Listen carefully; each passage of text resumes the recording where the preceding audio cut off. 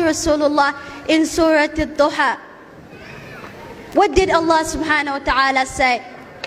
بعد أعوذ بالله من الشيطان الرجيم بسم الله الرحمن الرحيم والضحى, by the sun in the morning and its blazing glory.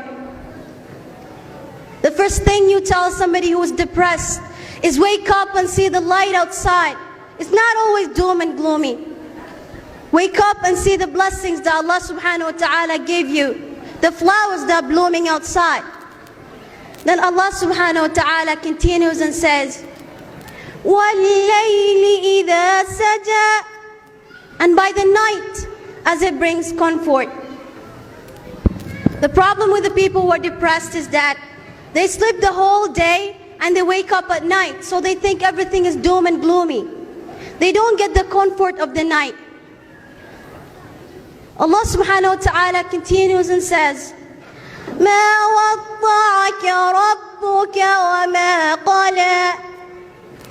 Allah doesn't hate you, O Muhammad, neither has He forgotten you. The same way, brothers and sisters, Allah doesn't hate you, and He has not forgotten you, and He will never forget you.